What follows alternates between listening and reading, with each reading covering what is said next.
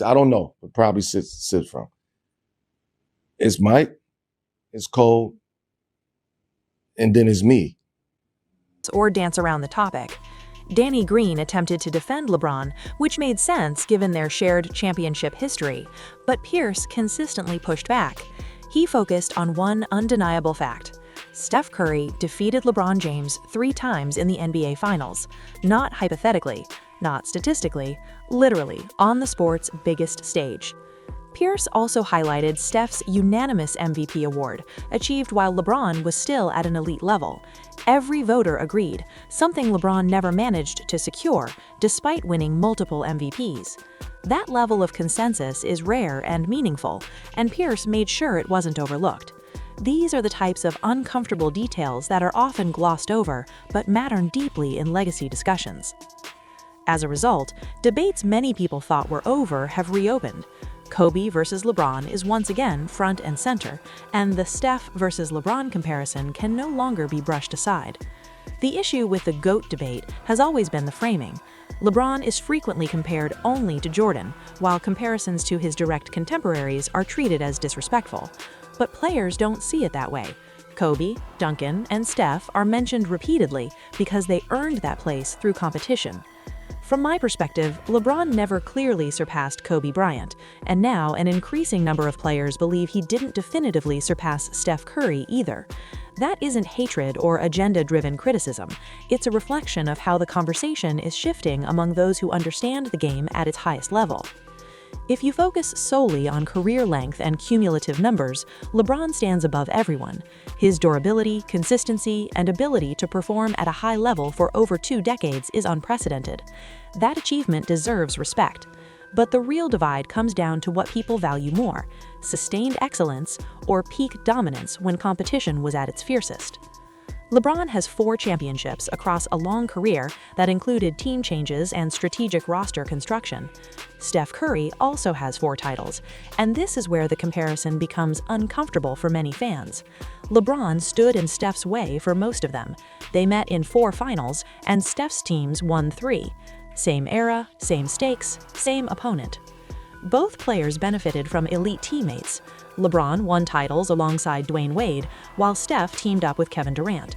In both cases, 2 championships came under ideal circumstances. But when you remove the KD years and examine Steph's other titles, those teams compare favorably to LeBron's championship rosters. And when you analyze LeBron's Lakers title, Anthony Davis was performing at an MVP and Defensive Player of the Year level. That wasn't a solo run, it was a dominant partnership. When former players analyze these details, they notice how context is applied selectively. LeBron's finals losses are often explained away, while Steph's victories are minimized by discussions of system and support. That double standard frustrates players who know championships are always team achievements. A heated debate has once again taken over basketball conversations, and this time it feels impossible to ignore. Everywhere you look, opinions are flying, sides are being chosen, and people are speaking with absolute certainty as if the discussion has already been settled. Major sports platforms continue to promote a smooth, well-packaged narrative that LeBron James has surpassed everyone in NBA history, leaving only Michael Jordan in the conversation. But that narrative starts to fall apart the moment the voices shift from media personalities to the players who actually lived through the battles. When former NBA players speak, the tone changes completely. These aren't analysts chasing clicks or commentators filling airtime. These are competitors who shared locker rooms, guarded superstars possession after possession, and went to war in playoff series that defined careers. And time after time, those voices tell a story that doesn't align with the mainstream version. Again and again, they rank Kobe Bryant ahead of LeBron James, and that perspective has remained consistent for years. It didn't appear random. Right? Like, he's not going to put Bron over himself. See? But he has every legitimate argument. And I asked the to question. sit there. You get what I'm saying? So it's so subjective. It's very difficult to have those conversations. He explained how he believes Steph Curry would view the all-time hierarchy from his own perspective. According to Melo, if Steph were ranking the greatest players ever, Michael Jordan would be first, Kobe Bryant would be second, and Steph wouldn't place anyone above himself after that. LeBron James wasn't part of that equation, and that absence spoke louder than any criticism ever could. This wasn't about disrespect or personal bias, it was about how elite competitors see legacy through the lens of impact, dominance, and self-belief. Melo wasn't suggesting Steph dislikes LeBron or ignores his accomplishments. He was explaining that superstars don't evaluate greatness the same way fans do. Once those comments surfaced, the spotlight immediately shifted to LeBron, which was inevitable, but Melo stood firm, emphasizing that players prioritize peak influence and competitive moments over sheer longevity. When you zoom out, the situation becomes uncomfortable for the long-standing media narrative. For years, fans have been told that the GOAT debate was finished, that the conclusion was obvious, and that dissenting opinions were outdated, but the players never agreed to that ending. And every time someone from that era speaks openly, the message remains the same. Former stars, respected role players, and Hall of Famers alike continue to place Kobe above LeBron without hesitation. Michael Jordan is often brought into these conversations as a way to redirect attention, but that doesn't solve the real issue. The discussion isn't— How many times has Curry beat Bron in the finals? Again, how many times? Just answer the question. He beat him 3 times in the finals. 3 times. And the one time that he won Finals MVP was when he didn't play him. All right, so now let me ask you. KD was Finals MVP twice, and Iggy was Finals MVP. He was debate. Kobe became the defining closer of the 2000s. Steph reshaped the sport in the 2010s, changing how basketball is played at every level. LeBron remained elite throughout, but he never fully owned an era without sharing the spotlight. Longevity is remarkable, but peak dominance leaves a deeper impression on competitors. Many players would rather face someone great over many years than deal with a short stretch of absolute inevitability. That's why players talk about fear, pressure, and presence rather than resumes. The podcast era has allowed former players to speak freely, and the more they talk, the clearer it becomes that many never believed LeBron clearly stood above his peers. That doesn't diminish his greatness, it simply challenges the idea that rankings must be clean and uncontested. Basketball history isn't linear. Eras overlap, styles clash, greatness takes different forms. Trying to compress Kobe, LeBron, and Steph into a single hierarchy oversimplifies the game, and that's why this debate continues to resurface. Not because people hate LeBron, but because the truth is more complex than the story fans were told.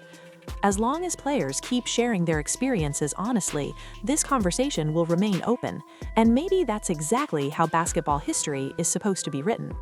And when you really sit with that idea, it becomes clear why this debate refuses to settle. Basketball greatness isn't experienced through spreadsheets by the people who actually play the game.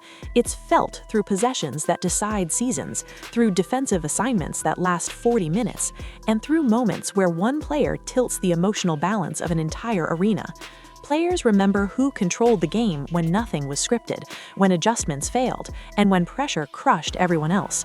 That's why their rankings often sound different from the ones fans grow up hearing. When former players speak about Kobe Bryant, the tone shifts instantly. They don't describe him in neutral terms. They describe him as relentless, obsessive, and mentally exhausting. Kobe didn't just beat opponents physically, he drained them psychologically.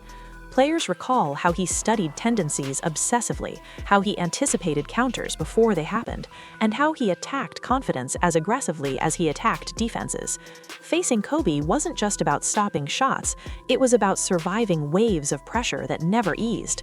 That kind of impact stays with players long after careers end, and it explains why Kobe's name continues to surface above LeBron's in these conversations.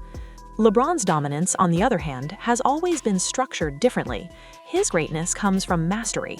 He controls tempo, spacing, matchups, and decision-making at an elite level. Many players acknowledge that LeBron is one of the smartest basketball minds the game has ever seen, but that same brilliance creates a different emotional response.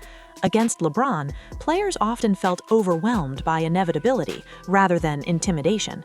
The game slipped away because he solved it, not because he broke you. That distinction matters deeply to competitors, even if fans struggle to articulate why.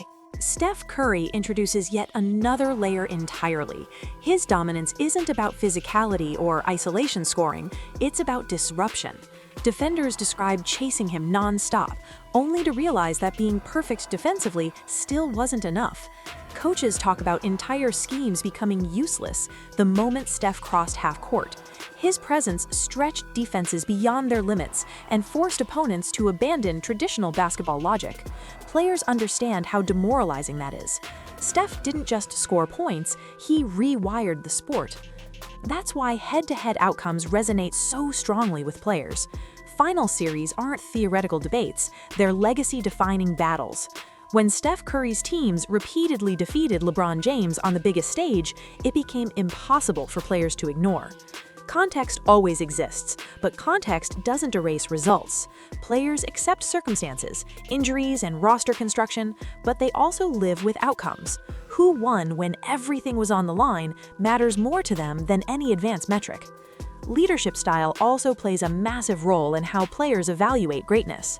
LeBron is known for empowering teammates, trusting role players, and making the optimal basketball decision.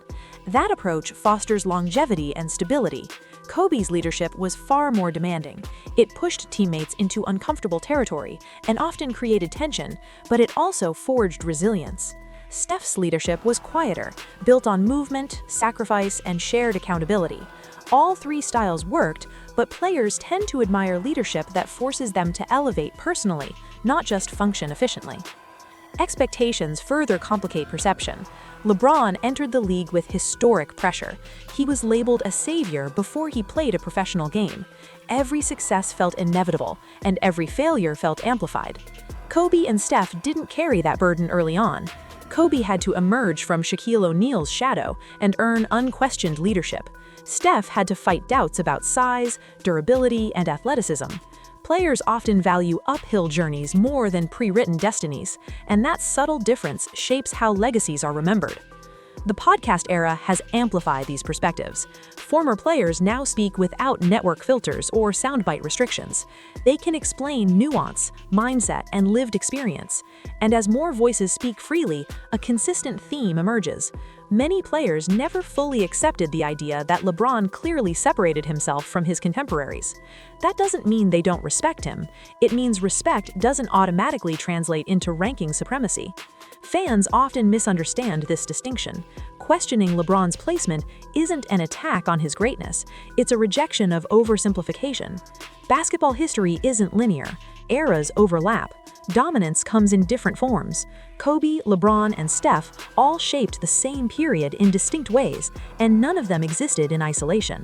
The obsession with crowning a single, uncontested second-place player behind Jordan ignores that complexity. Players resist that instinct because they lived the chaos. They know how thin the margins are between winning and losing. They know that championships are team achievements influenced by timing, health, and circumstance. Rings and MVPs matter, but they don't tell the entire story. Longevity, for example, is extraordinary, but it's also contextual. Advances in training, nutrition, and sports science have extended careers in ways previous generations never experienced. LeBron deserves immense credit for maximizing those advantages and maintaining elite conditioning. But players also understand that durability alone doesn't equal dominance. Peak performance transcends era. When a player reaches a level where opponents feel helpless, that impression lasts forever. This is why players often frame greatness through fear, rather than accolades. Ask defenders who they dreaded guarding, and Kobe's name surfaces repeatedly. Ask coaches whose presence destroyed game plans, and Steph dominates that discussion. Ask players who controlled the floor intellectually, and LeBron stands alone. Each answer points to a different type of greatness, and that diversity is exactly why rankings remain contested. Modern debates struggle because they try to flatten those differences into a single list. Players reject that approach instinctively. They know greatness isn't just about being good at everything for a long time. It's about moments, about imprint, about how a player alters the emotional and strategic landscape of the game. Generational perspective also fuels disagreement. Younger fans often didn't witness Kobe's prime or LeBron's early battles. They rely on highlights, box scores, and efficiency metrics. Older players lived those seasons. They remember the tension, rivalries, and pressure that statistics can't capture. Neither perspective is wrong, but they value different things. What's becoming increasingly clear is that the idea of LeBron sitting comfortably above Kobe and Steph is no longer universally accepted, even within mainstream discussions. As more respected voices challenge that assumption, fans are being forced to reassess what they value most in greatness. Is it peak dominance or sustained excellence? Is it head-to-head triumph or cumulative achievement? Is it reshaping the game or mastering it? There may never be a definitive answer, and that uncertainty is healthy. It keeps basketball history alive. It invites debate rather than closure. It honors the complexity of competition. Trying to force a final verdict does the game a disservice. LeBron James will forever be one of the most influential players the NBA has ever seen. Kobe Bryant will always symbolize relentless competitive will. Steph Curry will remain the embodiment of revolutionary impact. Compressing those legacies into a tidy hierarchy oversimplifies what made each of them special. And that's why, no matter how loudly media voices attempt to end the conversation, it continues to resurface. As long as players keep speaking honestly, the discussion stays open. Because fans dislike LeBron, but because basketball history is richer, messier, and more layered than any single narrative allows. And maybe that's the real takeaway. Greatness isn't meant to be settled. It's meant to be debated, revisited, and understood from multiple angles. As new generations watch the game and former players continue to reflect on their experiences, the story will keep evolving. And that evolution doesn't weaken legacies, it strengthens them. When former players talk about Kobe Bryant, the language is emotional in a way that's rare. They don't just say he was great, they describe him as obsessive, relentless, and suffocating. They talk about film sessions where Kobe already knew your tendencies better than you did. They talk about trash talk that wasn't for entertainment, but for psychological erosion. Kobe didn't just want to beat you, he wanted you questioning yourself by the fourth quarter. That kind of dominance leaves a permanent imprint, and it explains why so many players instinctively place him above LeBron when asked, even years later. LeBron's dominance is different. It's cerebral, controlled, and often surgical. He dissects defenses, manipulates spacing, and puts teammates in position to succeed. From a pure basketball IQ standpoint, there's a strong argument that LeBron is unmatched. But that very strength also shapes how players view him. Some see LeBron as someone who solves the game rather than overwhelms it. That's not a flaw, but it changes the emotional weight of his dominance. Against LeBron, players felt beaten by systems, size, and inevitability. Against Kobe, they felt personally attacked. That distinction matters in locker rooms, even if it's hard to quantify.